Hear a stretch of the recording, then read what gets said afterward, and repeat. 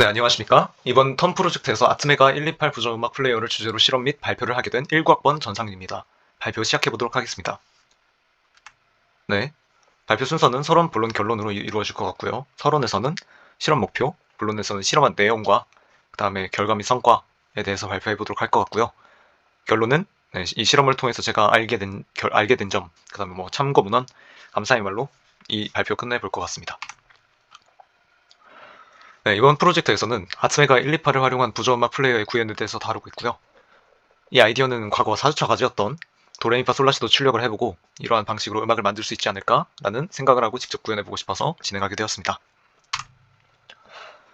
네, 실험 목표는 그러니까 자세하게 구현하고자 하는 기능은 부저로 출력하는 모듈을 구현하고 스위치로 넥스트, 플레이, 스탑 구현하는 거랑 그 다음에 세븐 세그먼트로 플레이, 스탑 및 출력이 잘 되게 하는 부분이 제가 이루고자 하는 실험 목표가 아니었나 생각합니다. 네, 실험의 구성 요소는 교수님이 사전에 공지해 주셨다시피 아트메가 128이 장착된 J키트랑 C로 짜여진 소스 코드 이외에 다른 장치는 사용하지 않았고요. 네, 본격적으로 시작하기 전에 제 변수명이 그렇게 가독성이 좋은 편은 아닌 것 같아서 미리 설명을 드리고 시작해 보도록 하겠습니다.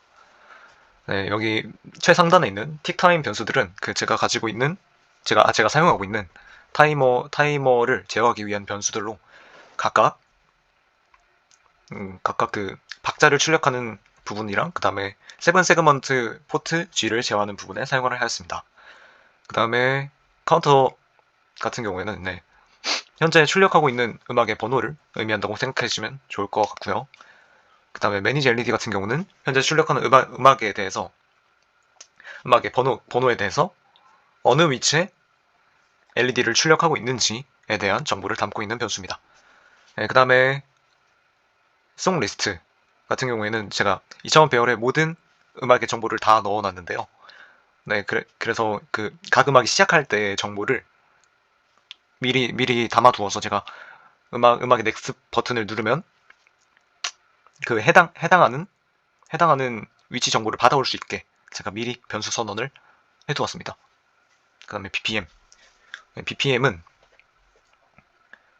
노래마다 BPM이 다르니까 BPM 정보를 노래 시작할 때 받아서 넣어준 공간이 필요해서 선언을 하게 되었고요. 그 다음에 now playing, 그리고 현재 출력 중인 노트 정보를 담기 위해서 선언을 했습니다. is playing. 플레이 스탑 상태를 확인하는 변수고요. 1이면 플레이 상태인 거고요. 0이면 스탑 상태인 겁니다. 그 다음에 세그먼트 프린트, 매니지 세그먼트의 각각 포트 G와 포트 C를 제어하기 위해서 만든 변수입니다. 네. 그 다음에 플레이리스트 2차원 배열. 밑에 정보가 너무 길어서 정보를 잘랐는데 제가 출력하고자 하는 8곡의 음악을 이 플레이리스트 2차원 배열에 모두 다 넣었습니다. 그 다음 이게 제가 짠 프로그램의 플로우 차트인데요. 사실 상당히 간단한 프로그램이라고 생각이 들고요. 본격적인 설명은 메인 함수 설명하면서 같이 해보도록 하겠습니다. 메인 함수고요. 컨트롤러 일단 시작하고 그 다음에 본격적으로 메인 함수가 이제 시작하기 전에 여기 사전 세팅 부분 보이시죠? 스위치랑 인터럽트 부저 등 입출력 장치 세팅하는 부분이고요. 그 다음에 밑에 이제 차례대로 순서 따라 보게 되면은 이제 이지 플레잉이 1이냐, 그 다음 이게 무슨 의미냐면 이제 플레이 상태냐를 확인을 하고요. 그 다음에 남은 음악이 지금 존재하고 있는지 확인을 하고 이게 둘 다 만족하는 상태면 이제 음출력 모듈로 이제 플레이리스트의 now playing 부분을 이제 출력을 합니다.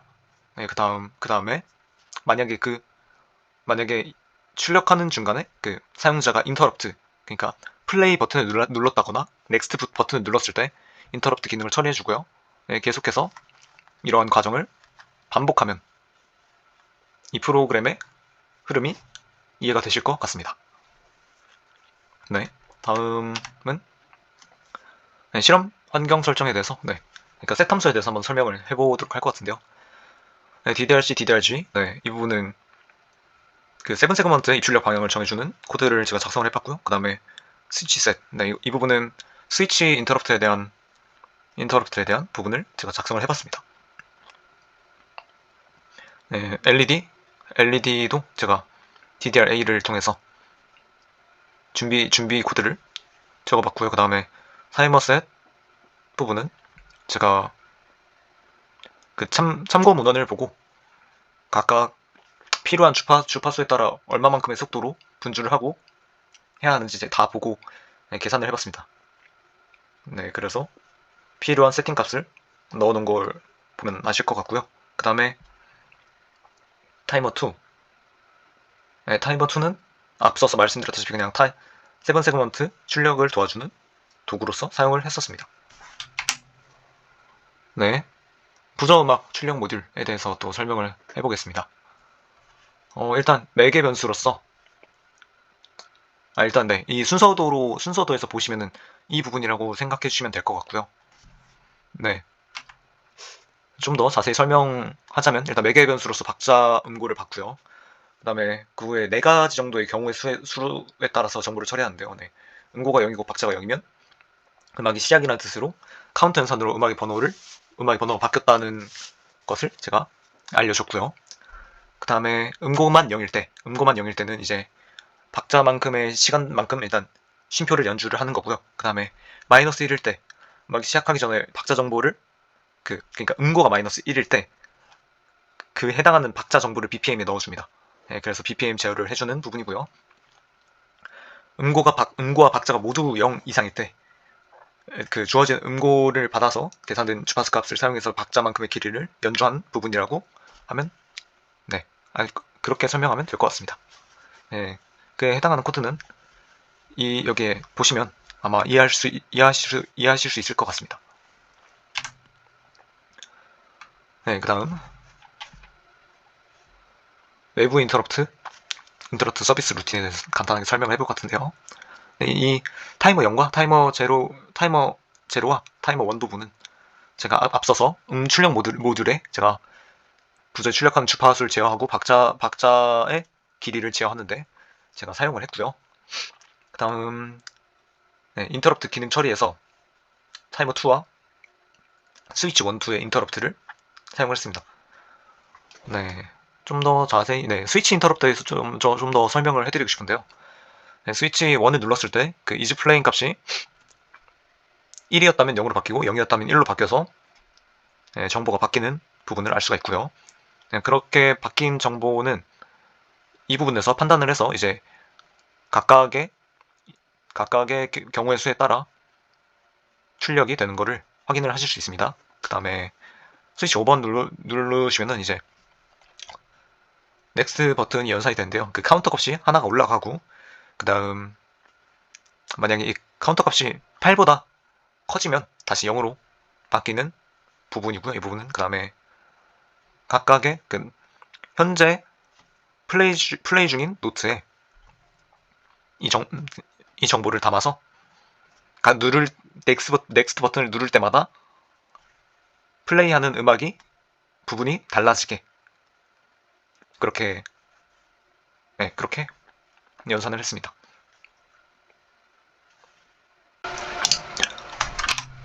번외로 제가 곡을 8곡을 이렇게 많은 걸 어떻게 생성했는지 대충 설명해 드리려고 하는데요.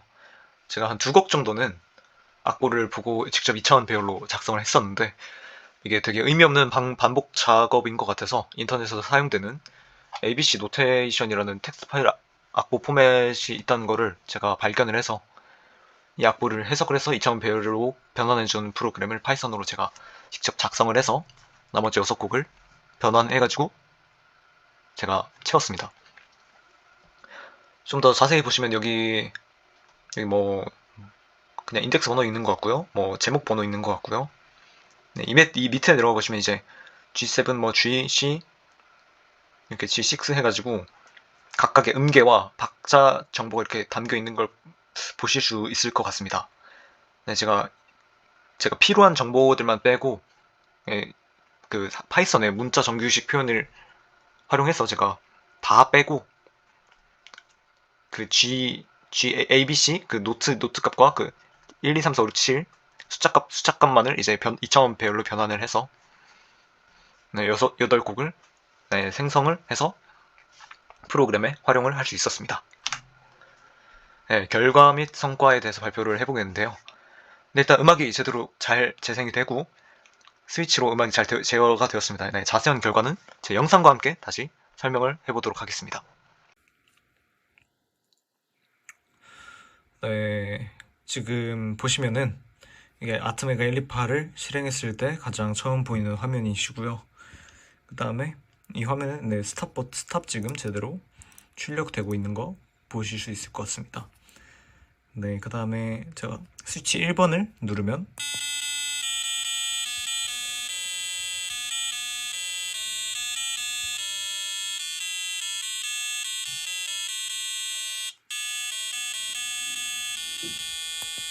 네, 음악이 제대로 나오고 스위치 1번을 다시 눌렀을 때 멈추는 화면을 제대로 보실 수 있을 것 같습니다.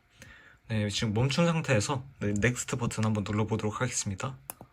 보시면 이렇게 한 칸 한 칸씩 옆으로 잘 가고 있는 거 보실 수 있을 것 같습니다. 네, 지금 1번에서 3번 음악으로 지금 넘어갔는데요. 한번 음악 플레이 해보도록 하겠습니다. 네, 음악이 지금 제대로 변경되고 있는 거 보실 수 있을 것 같고요. 지금 음악 플레이 중인 상태에서도 X 버튼을 누르면 음악이 제대로 변경이 되는 걸 보실 수 있을 것 같습니다.